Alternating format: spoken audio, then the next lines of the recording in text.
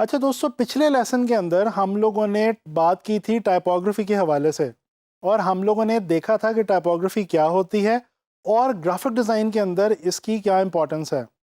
अब हम बात करेंगे टाइपोग्राफी के अंदर डिफरेंट कैटेगरीज ऑफ टाइपफेसेस की, यानी कि serif and sans serif fonts.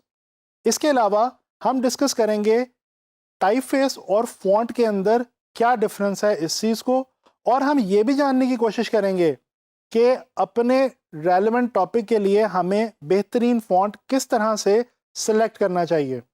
दोस्तों, हम लोग डेली लाइफ के अंदर बहुत ज़्यादा फॉन्ट्स और बहुत ज़्यादा टाइपफेसेस रोज़ाना देखते हैं।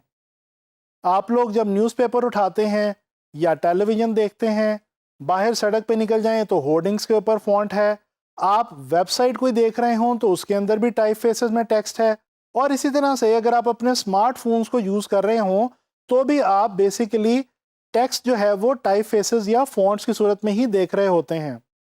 अब यहाँ पे ये जानना ज़रूरी है कि टाइपफेस और फॉन्ट में क्या फ़र्क है। दोस्तों, ये जो टाइपफेस और फॉन्ट वाली कहानी है, ये कुछ यूं है कि आम तौर पे इन दोनों टर्मिनोलॉजीज़ को बहुत ज़्यादा कंफ्यूज किया जाता है। वैसे तो कहने को ये दोनों एक ही चीज़ हैं, लेकिन इनमें थोड़ा सा फ़र्क ज़रूर है। तो आइए जानने की कोशिश करते हैं कि टाइपफेस और फॉन्ट के अंदर क्या डिफरेंस है बेसिकली। दोस्तों, टाइपफेस और फॉन्ट के हवाले से अगर बात की जाए तो टाइपफेस एक फैमिली है और फॉन्ट उसका फैमिली मेंबर है। इस चीज़ को बहुत आसानी के साथ आपको समझाने के लिए मैं आपकी मुलाकात करवा रहा हूँ हेल्वेटिका फैमिली से। जी हाँ, अभी हम मिलने लगे हैं हेल्वेटिका फैमिली से। दोस्तों, हेल्वेटिका फैमिली के अंदर हमारे पास 4 फैमिली मेंबर्स हैं।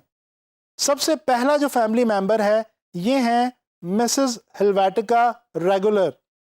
इनके बाद हमारे पास आते हैं मिस्टर हेल्वेटिका बोल्ड, और इसी तरह से हमारे पास इनके 2 बेबीज भी हैं। जी हाँ, नंबर 1 हमारे पास आते हैं हेल्वेटिका लाइट, और इसके बाद हमारे पास आते हैं हेल्वेटिका ऑब्लीक।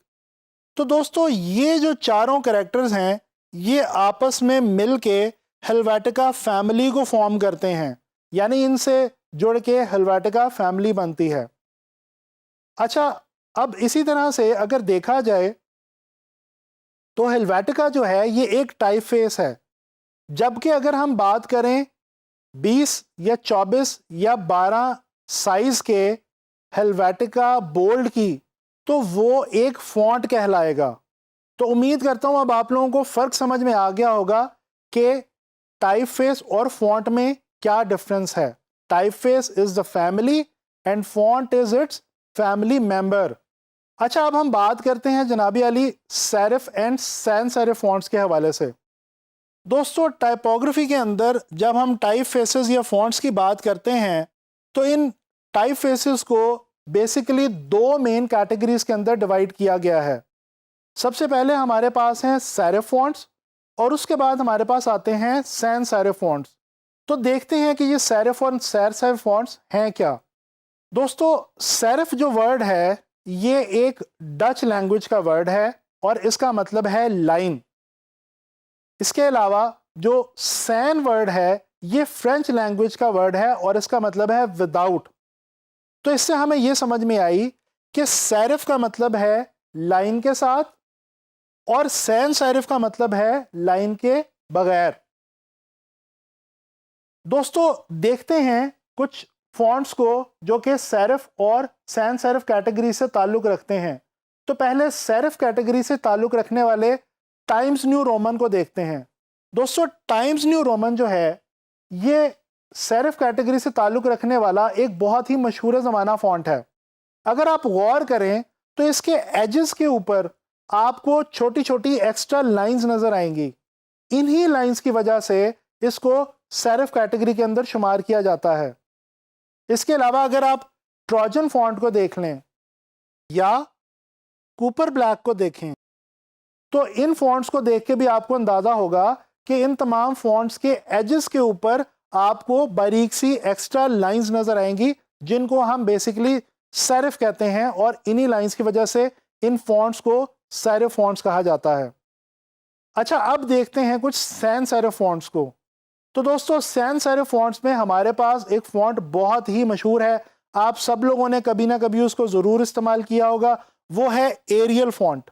जी हाँ, अगर आप एरियल फॉन्ट को बगौर देखें तो आपको बड़े आसानी से पता चल जाएगा कि इसके जो एजेस हैं वो बिल्कुल स्मूथ हैं और उनके ऊपर आपको कोई एक्स्ट्रा लाइंस नज़र नहीं आएंगी। इसी वजह से एरियल फॉन्ट को सैंस सेरिफ कहा जाता है। इसके अलावा कुछ और एग्जांपल्स देखते हैं सैंस सेरिफ फॉन्ट्स की। हेल्वेटिका फॉन्ट आप इस वक्त देख सकते हैं अपने सामने स्क्रीन पे, ये भी एक बहुत मशहूर सैंस सेरिफ फॉन्ट है। इसी तरह से वर्डाना आप देख सकते हैं, ये भी एक सैंस सेरिफ फॉन्ट्स हैं। ये तमाम फॉन्ट्स जो हैं ये इनके एजेस बिल्कुल स्मूथ हैं और इनके ऊपर आपको कोई एक्स्ट्रा लाइंस वगैरह नज़र नहीं आती। दोस्तों थोड़ी सी मैं आपसे यहाँ पे बात करना चाहूँगा, अभी मैंने जिक्र किया है आप लोगों से हेल्वेटिका फॉन्ट के बारे में। ये बहुत ही मशहूर फॉन्ट है और बहुत ही ज़्यादा पसंद किए जाने वाला फॉन्ट है। हेल्वेटिका को ग्राफिक डिज़ाइनर्स का फेवरेट फॉन्ट कहा जाता है। इसकी वजह क्या है दोस्तों? इसकी वजह यह है कि अगर आप गौर करें हेल्वेटिका के ऊपर तो ये आपको पता चलेगा कि ये बहुत ही नीट, क्लीन और स्मूथ फॉन्ट है। इसकी रीडेबिलिटी बहुत ज़्यादा है।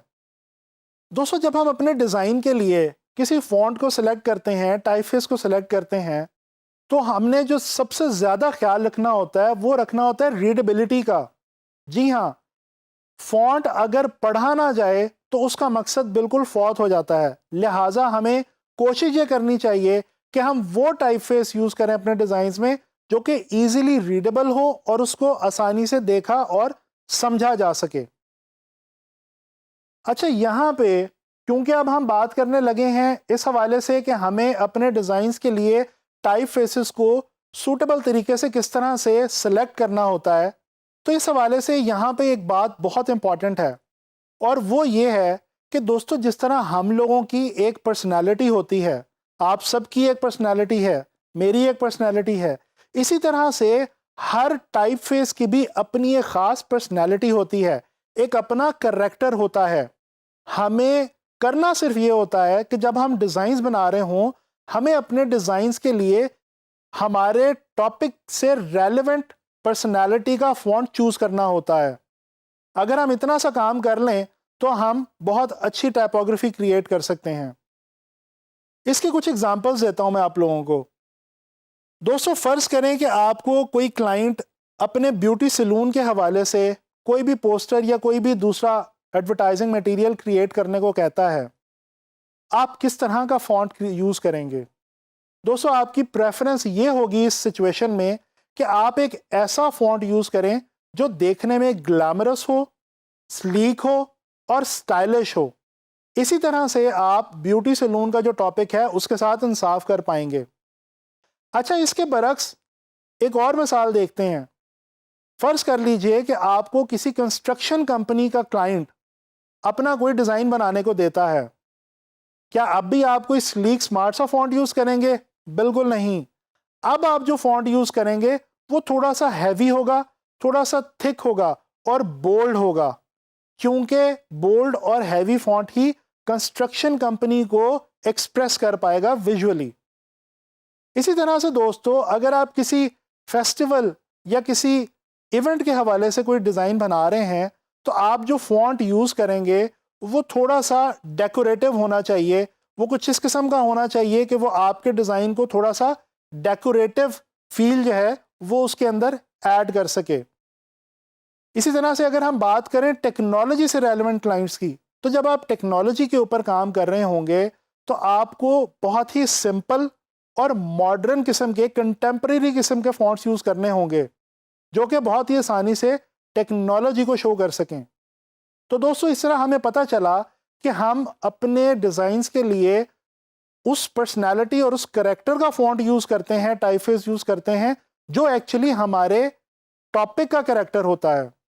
अब दोस्तों आप लोगों ने करना ये है कि आप लोग गूगल पे जाइए, डिफरेंट टॉपिक सर्च कीजिए और उन टॉपिक्स के हवाले से डिफरेंट रेलेवेंट ऐसे फॉन्ट सर्च कीजिए जिनकी पर्सनालिटी उन टॉपिक्स की पर्सनालिटी से मैच करती हो।